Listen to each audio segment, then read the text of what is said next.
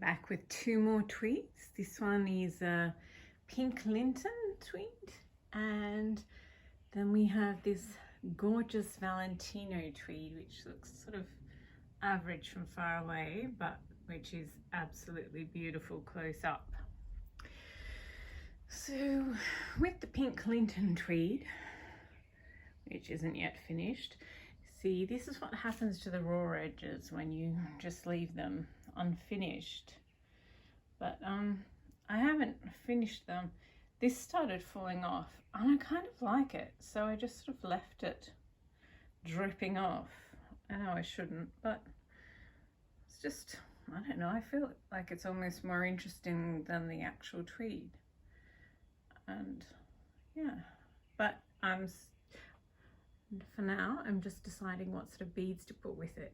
I don't think the fluoro ready pink ones are it.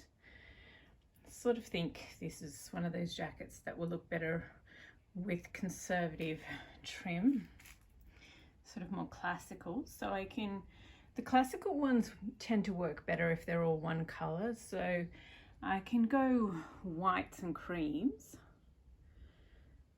if maybe. Those white ones are actually glass beads, so they'd be quite heavy.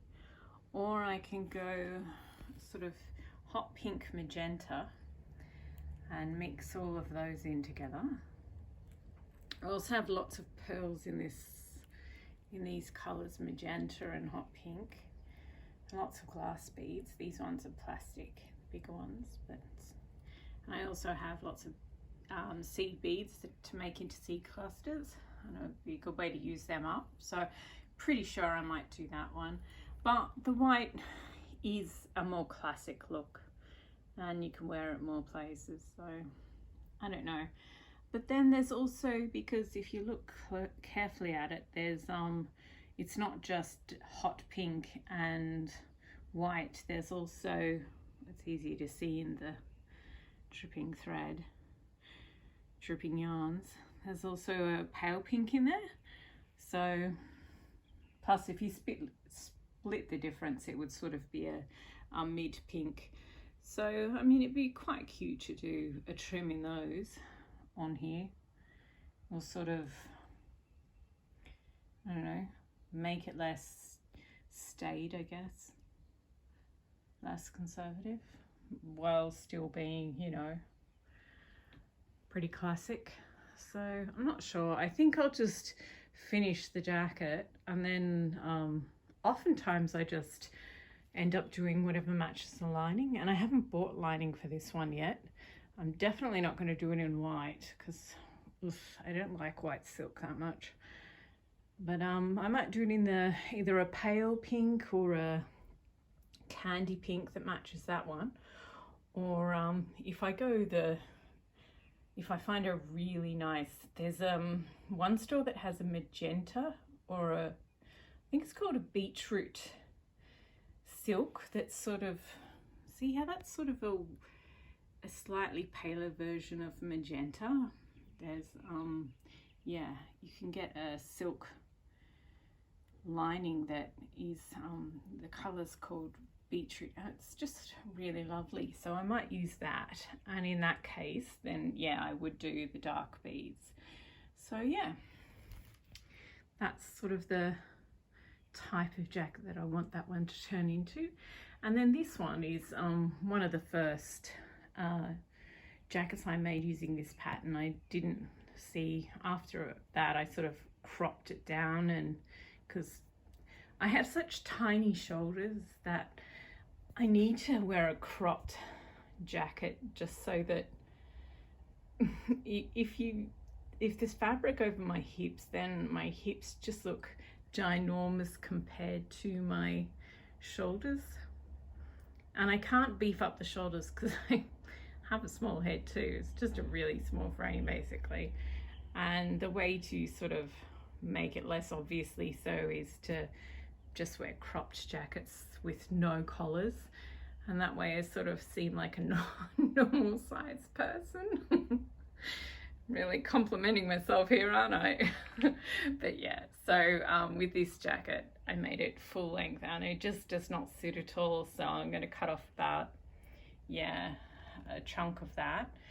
And yeah, and also normally with the neckline, this neckline is sort of sitting right up close to the neck, whereas I like to cut it a little deeper so that it sits a little further out. It's just, I mean, it just looks nicer, but also it looks sort of more vintage if it's off the neck. But also when I put a really heavy trim on, which I intend to do when I redo this trim, it's just easier to carry the weight of the jacket if it's sitting a little closer to the shoulders rather than right up at the neckline. So yeah, and it looks better too. You can just use loads of stuff in it and it looks appropriate, whereas if you have the sort of closer neckline, you can, I don't know, your mind just sort of thinks, wow, that must weigh a ton. Whereas if it's sitting closer to the shoulder, that thought doesn't sort of occur. So yeah, that's why I generally make a deeper neckline. And these are the sorts of beads I think that I will put in the next iteration of that trim. The flesh and apricot, and these ones maybe are a little bright, but it's got that Sonia pink color in there, and the magenta and white candy stripe. And then there's also that this is a Valentino fabric, in case I haven't mentioned it 100 times already. And there's sort of, if you look closely, there's also that mauve in there, pinky mauve, which is very Valentino. And so I thought I'd pick that up in these frosted flowers. And yes, add some beads. And I think these hard candy sort of boiled candy peppermint beads are fast becoming the Where's Waldo of my jackets. I'm determined to throw a few into every jacket I make, it would seem. But I think they would go well. I think because that magenta and white candy stripe is in there. And there's also a clotted white and some oatmeal, and I don't know, I just feel like it would go mix in well with the others. And then I also have these sequins, and they're just ridiculous. I folded some of them, and I think I might get a little architectural with them. And yeah, so I think a bright mix would really make this jacket more me, because at the moment it's just, it's lovely, but it's sort of all crushed and folded because I just got it out of a box, and I should have waited for those folds to fall out, but I haven't. But yeah, I think it's just sort of a little bit too classical the way I did it the first time. It's lovely, but yeah. And also I'll just lift up the jacket so you can see the digital print on the silk. Isn't it hilarious? I really like it. I've got some black and white Chanel jackets, and I use this on the inside, and it's so cool because the jacket is actually kind of conservative looking, but then you know that the lining is just a right of color. So yeah, I think that's how I will remake this one with all these pretty things. And yeah, I'll probably go the hot pink / beetroot magenta for this one.